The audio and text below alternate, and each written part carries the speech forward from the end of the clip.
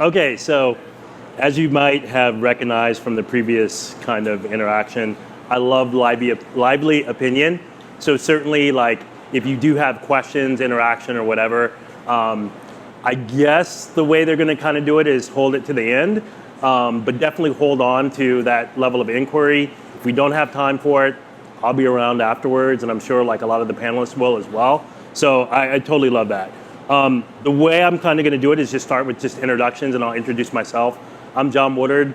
I'm from Wolfram Blockchain Labs. We actually do not have a blockchain, which is sometimes a little bit of a misnomer. So I guess I'm doing the moderating here. I've been at Wolfram for over 12 years.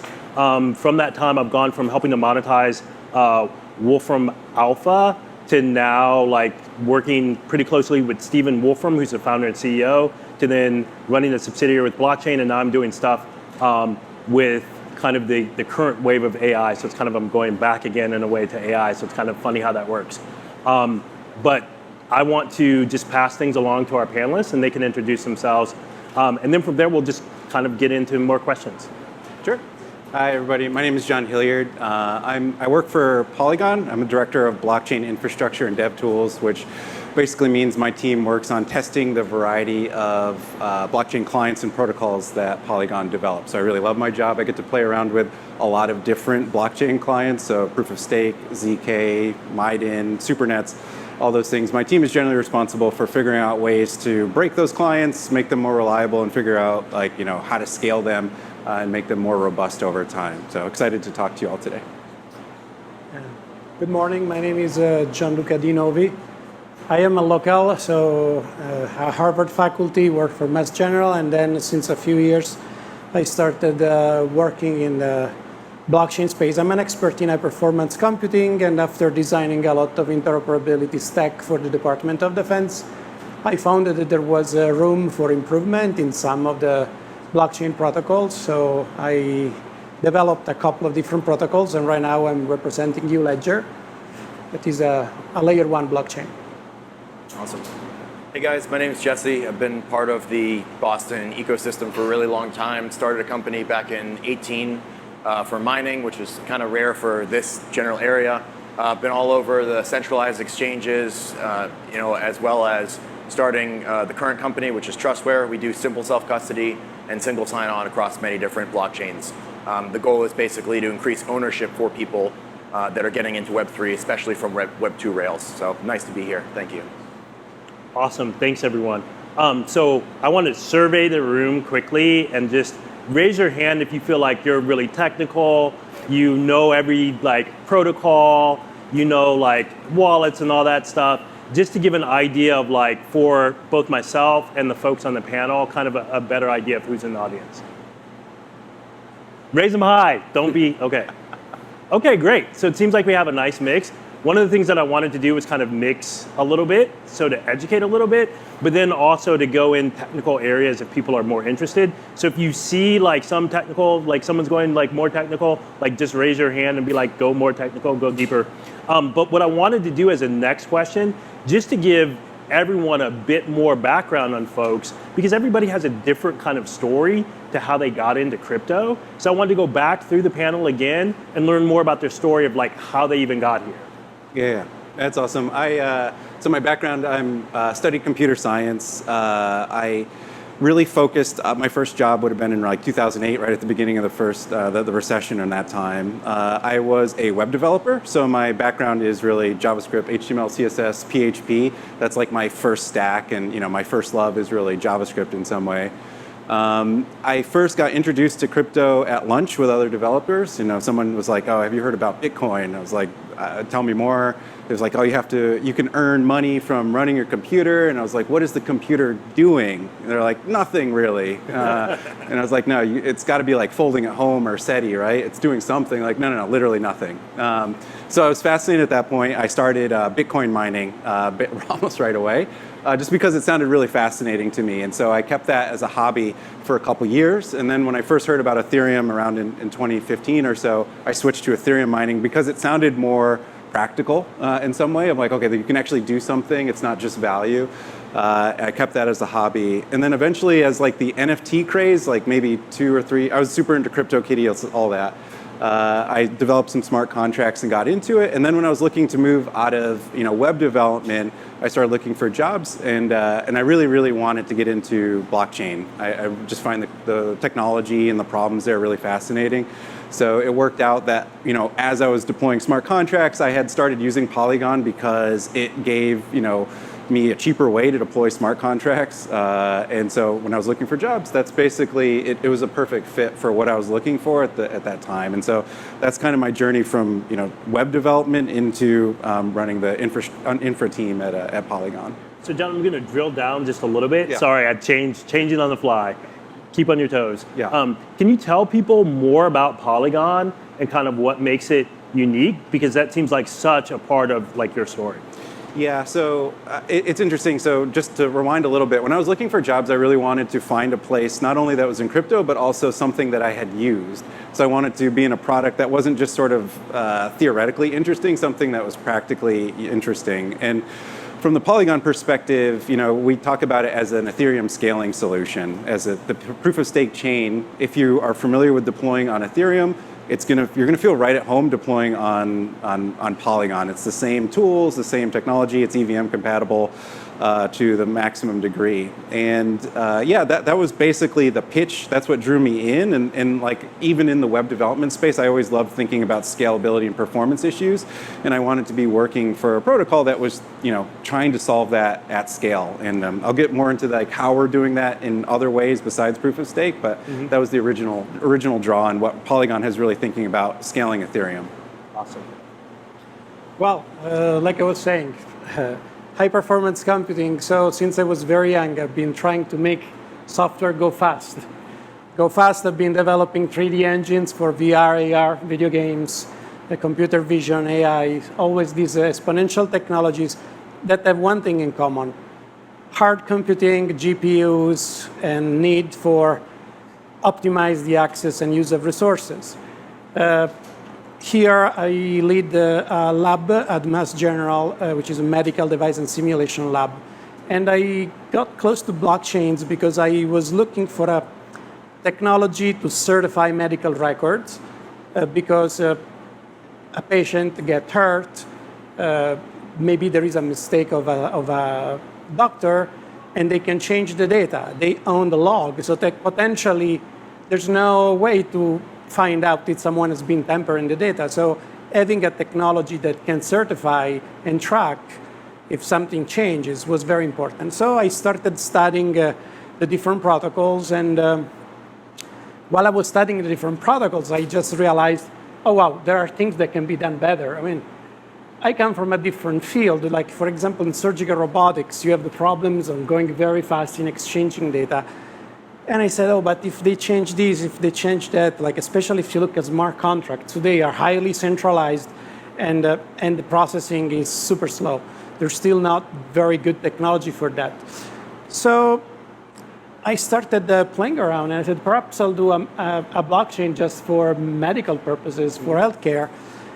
And then I started studying more and more, and I almost became the CTO of Cardano. I've been doing almost all the interviews. And then I started creating my own blockchain, and then I simply met ULedger on the way, and decided it's a small company. But what I liked about ULedger is that it is mostly an enterprise blockchain, so it's not a token-centric blockchain.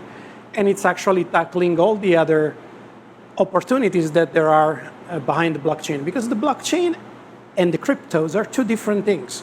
People, it's misleading. When they talk about blockchain, they think they're talking about crypto. So talking about bad actors when you're talking about blockchain makes no sense. It's like to talk about bad actors when you talk about, I don't know, MySQL. Yeah. That's a technology, and the other instead is a currency, and they use each other. So I liked the idea of tackling other kind of problems that the blockchain can address. And so I started adopting some of my architectural design for the blockchain, and there are several interesting features. For example, all the blockchains out there on a single network, you have one single blockchain. If you want to have parachain, co-chains, all these other secondary chains, they need to have several other networks. I said, why don't they decouple the process from the data? So you can have a network that can process and blockchains. So, yeah, let me drill down there a little bit too. I hate to say drill down repeatedly, but I'm going to keep doing it. Can you explain for the audience, for like the newer folks in the audience, what the difference between like a layer 0 or level 0, 1, and 2 when it comes to blockchains?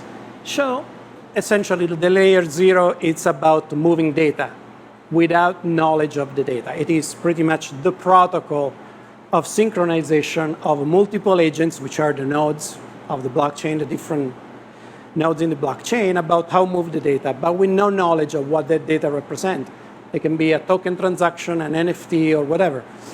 A layer 1 is when instead there is an actual processing of the data. So I know what data it is, so I can verify this transaction and validate the transaction based on the meaning of the transaction. It's a token, so I want to make sure that there are enough tokens in the wallet to be able to transfer this token. And then there is a validation that that transaction is happening everywhere consistently. And then there is a layer 2, which is, the price of one single transaction on a layer 1 is too high. Why don't I instead pack 20 different transactions in a single payload of a layer 1 transaction, and I split the cost by 20? For free, at that point, I can also gain throughput, because the average layer 1 throughput is 1,500 transactions per second. Forget about all the big numbers you hear. They are obtained through other tricks. But right now, the basic throughput is 1,500 transactions per second. So packing multiple transactions inside the payload of a single layer 1 transaction, you can multiply by, 20, 50, whatever it is, the number. So you can obtain a much more efficient interaction, which makes now the blockchain more suitable, for example, for payments, where you want to have a transaction finalized immediately, not waiting the next block in 10 minutes. These are pretty much the main differences. Awesome. Jess, can you tell more about your story with crypto? Yeah, I mean, I think first off, it's really interesting that we have a panel full of people that are talking about protocols, and yet all of us came in some way, shape, or form through hardware, through GPUs, right, et cetera. I'm guilty of the same thing. I'm kind of a proof of work maximalist. I call myself in a DeFi body. But basically, I started in crypto because of a girl. And that's kind of like the non-nerdy version of the story, but basically was in school, was dating someone in Buffalo and realized they had really cheap power there. Got very into looking at mining, and I'm like, well, I won't have to sling drinks, or if I basically do this. So our original idea was, let's put a bunch of miners in the back of a warehouse, and then I can continue on what I actually want to do, which is entrepreneurship. In 2013, I was the youngest kid through Draper University, submitted right out of high school to a pitch to them and got in. So I knew that's what I wanted to do with my life. I thought mining was a great way to do it, and the relationship didn't last, but then that's probably because I was spending 80 hours a week diving into the crypto side of things. So basically went down the rabbit hole, built some of the first methodology for turning mining from an art into more of a science. So it's asset price valuation, X network difficulty, X literally the chip efficiency, put it all together and try to predict where you can put different things. That turned into kind of a white glove consultancy. It was actually based out of Newton, Massachusetts. So shout out the IEC as well for letting us kind of camp in their office. But then kind of did a couple of mines as well, got basically swallowed up by Binance, who made me an offer I couldn't refuse. Ran the pool over there for about a year and a half. So if you're English speaking between 2020 and mid 2021, you're talking to me, it was about 5% of the Bitcoin hash rate, a little bit under 1% for the Ethereum, I think just about. While we were there, got really interested in CeFi, DeFi. This is right after DeFi summer. I was right next to Binance Earn, which was all the one-click solutions. So from the inside of a centralized exchange, you can really see kind of how they're asset routing, what they're doing, But the other side of this was that I also got to see all the problems that people were running into, especially my clients. I had a client list of about 80 down from like 10 miners here, all the way up to, I don't know, some names that you might see on the NASDAQ, right? And realized that a lot of these people were getting hurt in the centralized exchange. It really never left my mind. Went over to a place called Rain in the Middle East. They call themselves like kind of the Coinbase of the Middle East. Was head of innovation there, got very interested in or invested in the protocol side of things, listed a bunch of tokens, worked with the regulators, and then Terra Luna hit, and well, we all know what preceded that. And a couple months later, I met my co-founder, and that idea of all of these clients that basically getting hurt had never really left my mind, and so we started Trustware about a month later after meeting each other, circling all the way back 10 years later to Draper University alumni reunion. And basically our goal at that point was, we've seen a bunch of people where they have a single private key, they get hacked. Look at Mark Cuban, it was like literally 3 days ago, $870,000, 4.7 billion have been stolen, attacked, hacked basically in the last year alone. That was just 2022. And so we just started and said, can we bring native Web 2 things to blockchain for security? And we started by basically saying, all right, let's bring native 2FA to blockchain.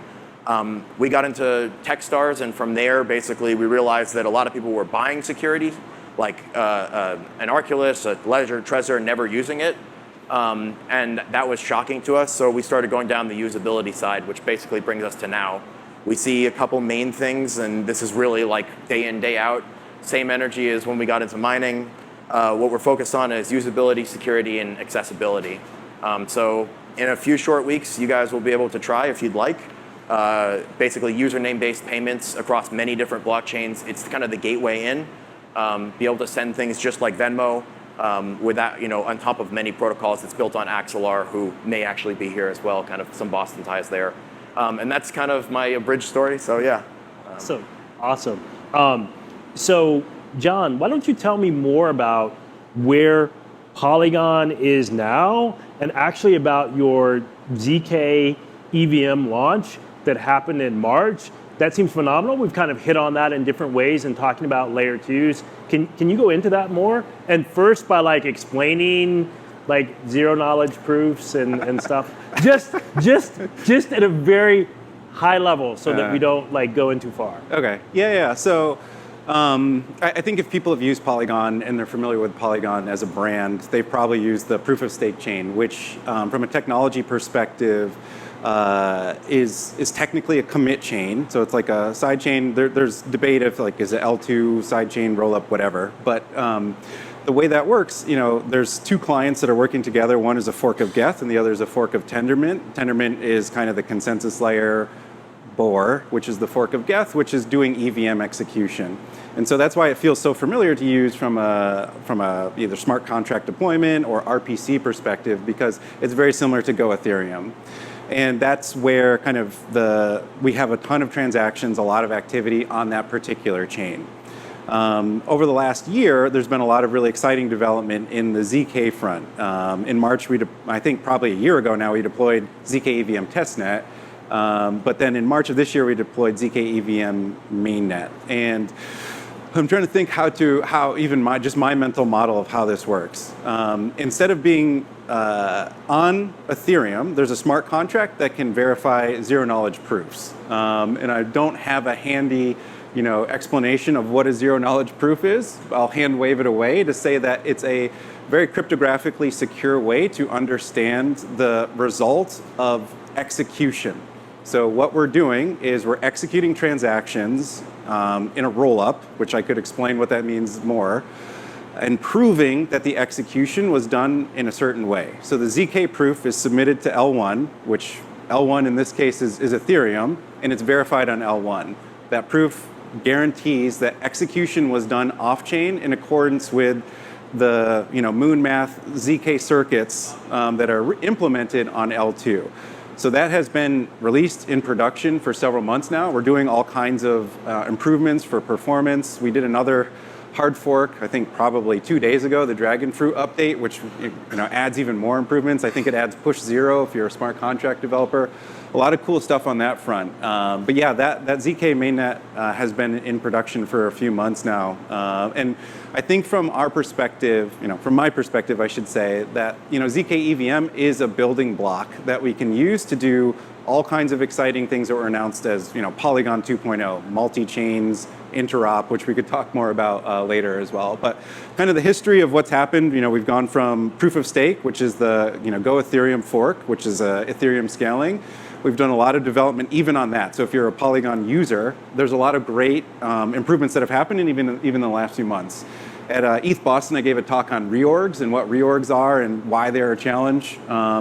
Even in the next few, we've already done a hard fork that greatly decreases the amount of reorgs and how deep they can be. In the coming weeks, we're doing another fork which will add deterministic finality to Polygon as well. So there's a lot of protocol improvement, even in the proof of stake layer. But I think there's a lot of really, hyperscale big developments coming on the ZK front in the coming months with Polygon 2.0 as well. Gotcha. So I'm going to have like a follow-up question there. 1, 2, all the people in the audience that didn't have their hands raised, don't worry. Like, I'm blown away by this answer and would have to watch it again on YouTube or whatever to catch all of it. But one thing I did catch in real time was reorg that I didn't recognize. What is that? Can you explain that to people? Sure. So I think one of the other panelists talked about finality. And when you work with a blockchain, there's always this possibility that when you have a distributed system, how does the chain on the whole come to consensus on what is the authoritative block? Mm-hmm. If I send a transaction and it's mined in one block, what is my guarantee that that transaction isn't reverted later? And reorgs are the process by which a blockchain moves from one canonical chain to another. So my client at one point in time thought that chain A was the canonical chain, but over time I realized there's actually a longer, more final or more difficult chain somewhere else, and a reorg is when I move from one chain to the other.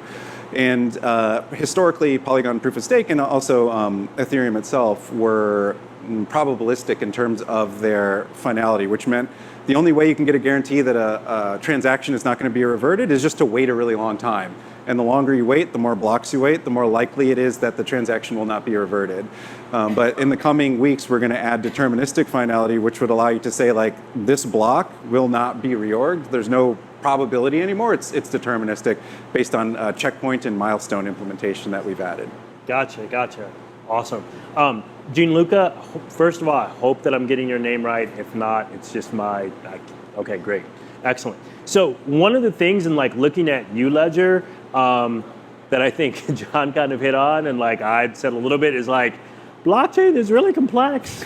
And every month there's something more complex. And even if you're sitting there every day at your computer 14, 15 hours a day, you will fall behind. So from what I've heard about ULedger, you guys are trying to make things easier, especially in business. How are you guys doing that from a service perspective and from an architecture perspective for people who are developing solutions? Yeah, for example, the scenario that he was describing about waiting for a transaction to be finalized and not being reverted, those things are things that in new generation blockchain should not happen. When I send a transaction, it has to go through. I can't get the surprise. It's like I make a payment for a car and then 5 minutes later, they refunded me the money after I took the car. So the possibility to create, anti-forking blockchain, which means that there is one string of blocks, there is no possibility to split in 2 different branches, and one of them gets wiped out at some point. The zero-knowledge proof, it's one other system with zero-knowledge proof means that I have some data, I want someone to validate that data, but without reading the data. So how can you do this? Well, I take the data, I extract a signature, and I ask the person to verify the signature, not the data. So he can see the data, can just see the signature, and can tell me, yeah, that signature is exactly the way it's supposed to be, because taking 2 different moments, the 2 signature matches, they didn't change. So the data has been not tampered, and so on. So possibility to integrate AI in the blockchain. I say, how can you integrate AI in blockchain? Think about the smart contract. Do you want to execute a smart contract because of data that is on chain. What if you want a transaction to happen? For example, if your clients are adopting a certain type of trend rather than another, how can you do that? Well, what you want to do is to be able to process off-chain data through a private cloud, for example, and have a smart contract that is a little bit smarter and, for example, can leverage some AI. That's why GPUs, now the story of the high-performance computing, the possibility to do things that are not done in other environments, adopt AI to try to find malicious trends or behaviors on the network. So have assistance in writing smart contracts or even in validating smart contracts. You can't say that the blockchain, it's easy if you expect, Auntie Gina, that is an old lady, to see if the code of the smart contract is correct. You can't do that. So at least you need to provide a lady a piece of AI that can do that analysis and say, okay, this smart contract is okay. It's only doing A, B, and C, nothing else. So this is a new generation blockchain. Whatever it's there, it's struggling with throughput, it's struggling with usability, it's struggling with security. It's not a good paradigm. It needs to shift, it needs to evolve. Gotcha. And Jesse, like, from what I understand of working with Trustware, that you're trying to solve a lot of these problems more from like the client side of things. Can you explain, because I know, like, one, I suppose, well, you tell me about like whether it fits into the category of like a protocol. Yeah, it's interesting. It's kind of like a parallel or right before the protocol in the value chain. So when we look at kind of where value accrues in crypto in general, I see two distinct areas. One, and you can kind of see the gold rush there, is you've got kind of the user, the wallets. This is where like the exchanges lie. Essentially, it's user facing here. On the other very farther end of that is the actual protocols themselves, right? And in between there is this giant layer, which I think we're seeing more of right now, which is the middleware layer. This is kind of where you can add value between where the user and wallet or exchange, et cetera, is and where the protocol is. And so we sit directly there. I'd say we sit as close as possible to where the user and wallet are. I think the real idea is that we're not necessarily a protocol, but we do have kind of the infrastructure primitives to build other apps on top. So if you look at kind of where we're focused, it's usability, security, and access to value. These are the same things that happened in Web 2. Usability, we went from IP addresses to .coms, and suddenly you can actually look things up, right? Next is SSL in '94, right? This is the security layer. This is what allowed PayPal, for example, to be possible. And then there's the single sign-on revolution where we can all get on a Google call because we all have a Gmail account. We don't have to do that. So looking at the way that Web 2 reached 86% of everyone on the planet, we follow those same lines. We build SDKs on each of those different things in order to essentially allow for the B2Bs, the businesses, the protocols, the dApps, for example, to use these things to create value-based relationships, and for users to have a better time even just getting into Web 3. And that's really where we're focused. So yeah, I think that's kind of the short answer. I will say I do have one thing, which is a ZK analogy that I could do in 12 seconds, which I like to bring in. I'm going to time it. Okay, cool. Yeah. So we've all been to a concert venue, right? The bouncer outside checks your ID, right? And then they give you a wristband, and you walk in and you can buy a drink. For those of you that are 21, right? The person giving you the drink doesn't have to know anything about your ID, no name, no nothing, anything. They just know that someone else that they trust checked you. That's a ZK. It's pretty close, pretty close. So all right, cool. We have about less than 2 minutes left. I think Ian actually has a microphone. If you have any questions for myself or any of the audience, any of the panelists, sorry.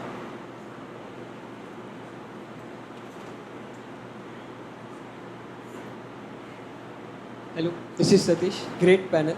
So, as you mentioned that you are building something, Venmo for crypto. Yep. So, my question is, currently the market is people are buying cryptocurrencies for investment.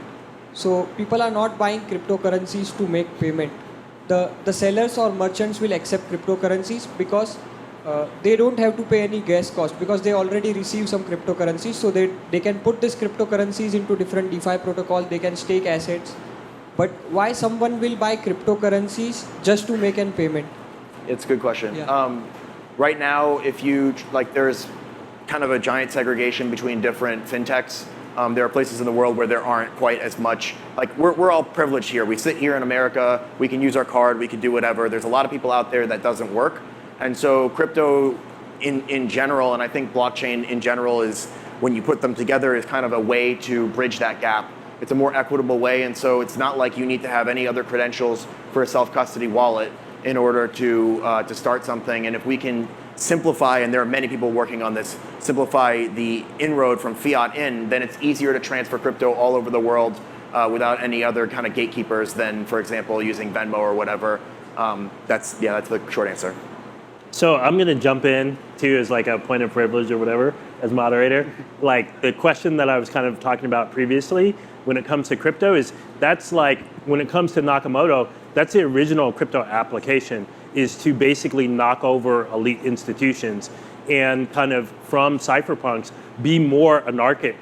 And I mean that like from a grassroots level, regardless of your ideological maybe predispositions or positioning.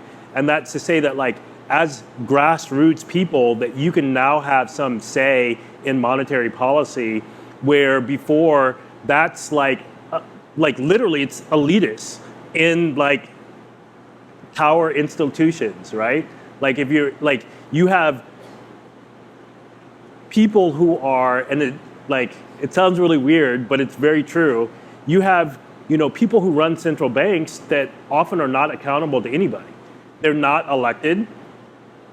And it's kind of one of those things, whether you agree or not with their positioning and what they're doing, you can see that there are various other systems that could exist that people can do.